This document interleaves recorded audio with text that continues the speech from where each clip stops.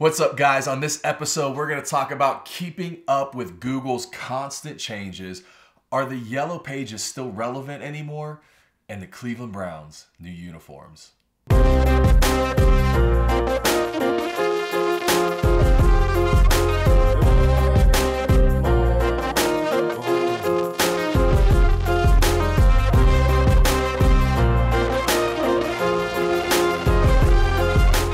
Everybody, and welcome to the 88 Dental Marketing Show. I am your host, Joshua Scott, and this is episode number 5.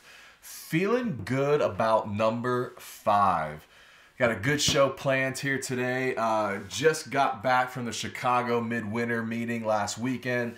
Spent the weekend up in Chicago where it is cold, man. And had a good time though. Any of you guys who I saw there, hey, what's up? Good to see you again. Yeah, mostly there's just so many people there. It's a great trip to get there and just meet and see new faces and old friends and all that kind of stuff. And so I'll tell you though, the most interesting piece of marketing information that came out of the meeting this year was a new partnership between Solution Reach and Health Grades, which was massively interesting. I didn't see that one coming, hadn't heard about that. And so, Solution Reach, who's patient messaging and email and texting, formed an official partnership with Health Grades to create kind of like premier listings for Health Grades. But more importantly, I think it's going to be some type of partnership there between these, a service like Solution Reach or Demand Force, who was bought by Intuit, or Lighthouse, who was bought by Yodel. Solution Reach is the only privately held one out there now. And I probably like them the most because they seem to be the most innovative. And so I appreciate that. And this new partnership with Health Grades is along the same lines. But all of these reviews that have constantly gone on to the Solution Reach website or the Demand Force website now may merge somehow and integrate with Health Grades, which I think is a brilliant play on their part. I've always been a big fan of Health Grades just because I feel like every time you're searching on Google, there's always one or two Health Grades sites on the first page. And so they seem to get a lot of love from Google. I've liked them. I've been hot on them and pushing them. And so I think that this is a great partnership there. Really excited to see where that goes. And also an update from a few episodes ago, if you were watching, Liberty Family Dentistry broke 100 reviews. So I'll put the Facebook post up here. So I want to say congratulations to those guys. Man, 100 Google reviews. That's no easy task. And so those guys are over there hustling, and want to give a shout out to them. Great job. Keep it going. We'll have to do another party or something at 200 reviews. That'll be amazing. So let's get to some questions. Question number 1 from Kelly Fury. How do I keep up with Google's constant changes? Oh, so this is the question, right? How do you keep up with Google's constant, ever-changing algorithms and strategies? And so many people out there get upset and frustrated with Google because they control the game, and it seems like it's always changing. And so how do you play that?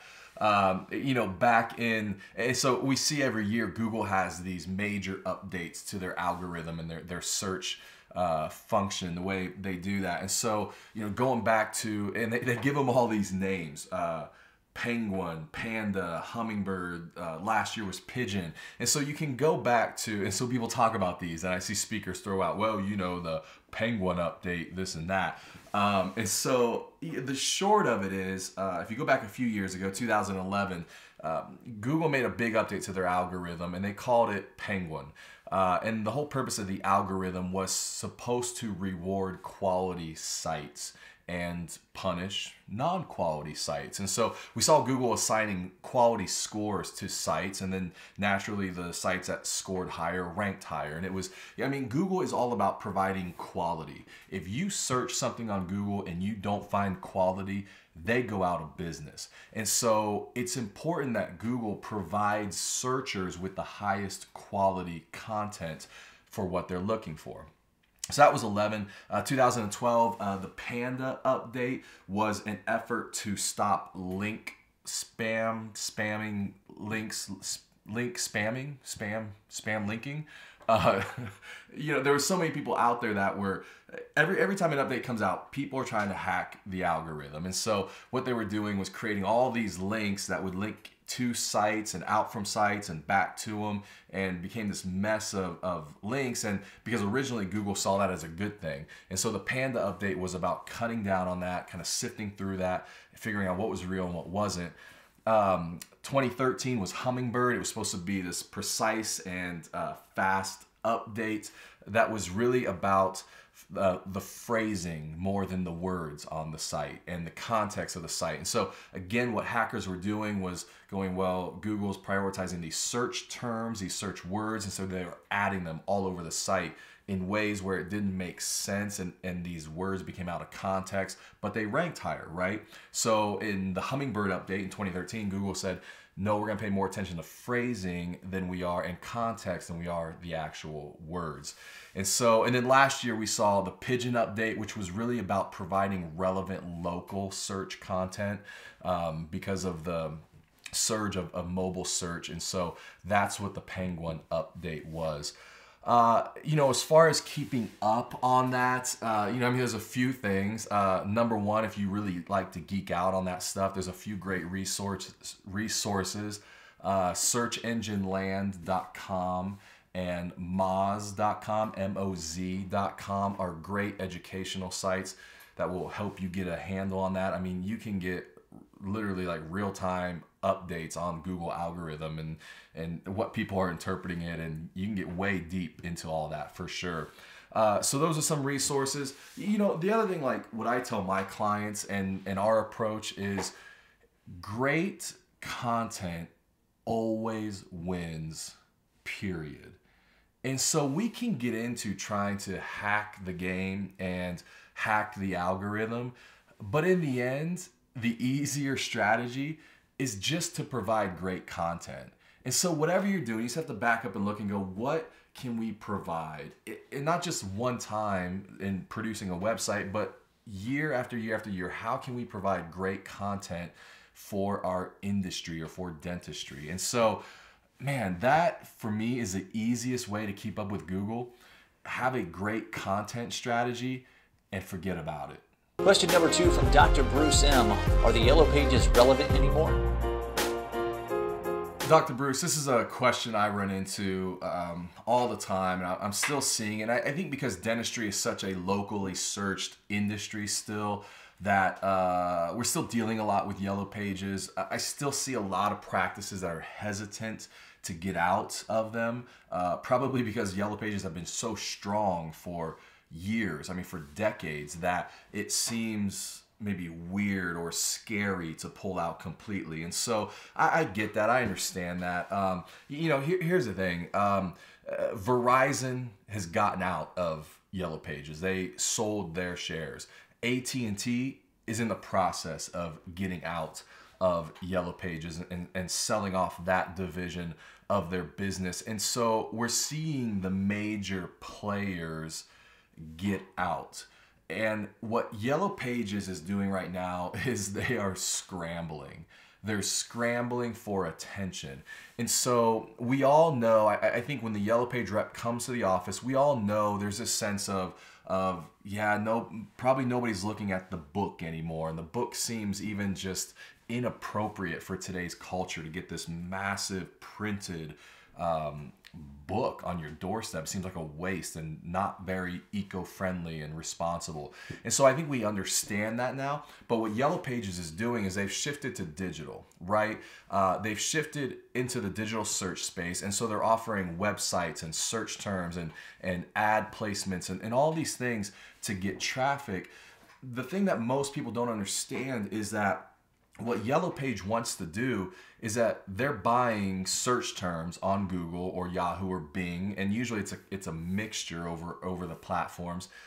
So if somebody they buy some search terms for you, and somebody searches on dentist, they see your listing on the YP. It's a YP listing, but it's your practice. When they click on it, it goes over to a YP site, a Yellow Pages site, right?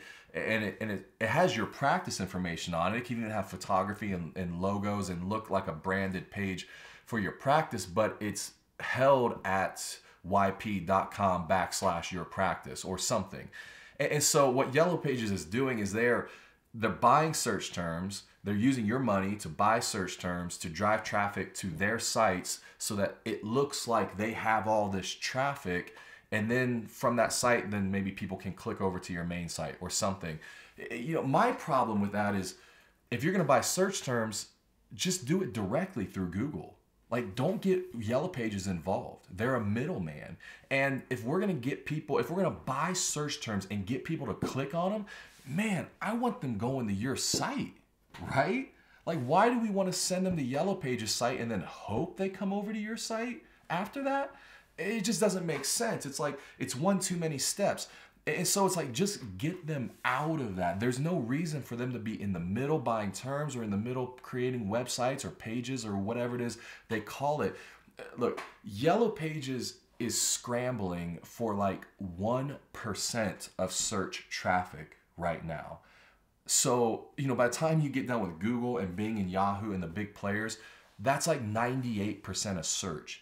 And so the fact that Yellow Pages is scrambling for 1% and trying to get your ad dollars over there for that 1%, it's just crazy. In the end, take that money, invest it to where 98% of eyes are, and you'll get a much better return. The fact is, Yellow Pages didn't pay attention early on. Amazon or Borders didn't pay attention, and Amazon came along and put them out of business. Blockbuster didn't pay attention, and Netflix came along and put them out of business. Taxi cabs didn't pay attention, and right now they're scrambling to keep up with Uber. I mean, I was in Chicago this last weekend, and the amount of Uber traffic and what the taxi unions are trying to do to adjust to that and stay competitive is crazy.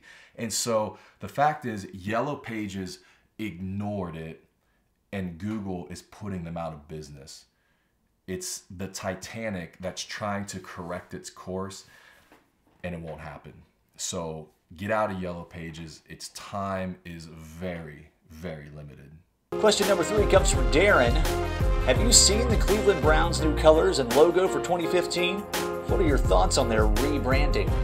Darren, thanks for keeping it real and bringing some current events into the show. Man, I appreciate it.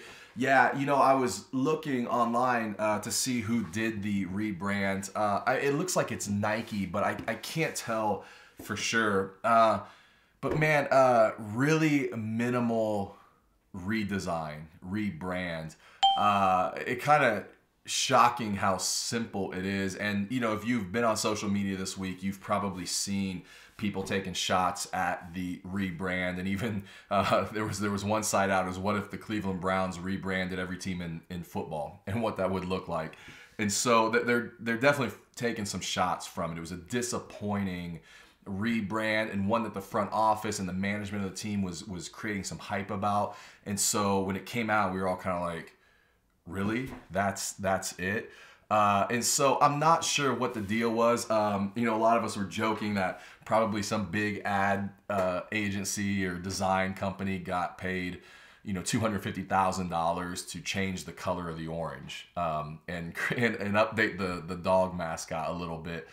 In the end, I'm sure it was very bureaucratic. I'm sure there were a lot of people involved in the decisions. Honestly, I think it was one of those things where Cleveland, the management, the ownership probably wanted a rebrand, but when push came to shove, they took the easy, safe way out and didn't take any risks, which is a shame. it's a shame because I think, think back to the Oregon Ducks, circa late 90s, like 98, early 2000s, something like that, when Phil Knight stepped in and said, I want to take over the uniforms, right? And Phil Knight stepped in and said, there's no reason Oregon can't be a major player in college football, even though they're out in the middle of nowhere. They're not in a major media market, or they're not recruiting all this high school talent, anything. So he said, we're going to do it with the uniforms, and came out and made a statement to the NCAA, got attention with the uniforms. And man, I think Cleveland, as far as the NFL is concerned, Cleveland is in the exact same position. Man, I think if they came out with something aggressive, something risky, I think they could get attention. I think they could start drawing some talent. I think they could muster up some pride in the team. They're announcing new uniforms, which are coming out. They're saying in April, 2015, coming out this April. And so, everybody was real excited about, like, what could these new uniforms look like? But after that rebrand, everybody's like, oh, who knows? But I mean, there's, what Cleveland needs is something bold, is something risky to get attention. I mean, this, right? I don't know if you can see that or not. If not, I'll put it up there. But this is what Cleveland needs, is to come out and say, we're not messing around anymore. We're a legit franchise that needs to be taken seriously. And man, the rebrand fell short of that.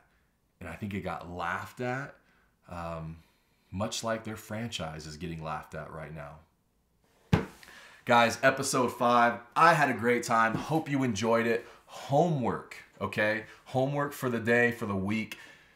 How much did you spend on Yellow Pages in 2014, and how many new patients did you get from it? Guys, it's been a great show. I will see you next time on episode number 6.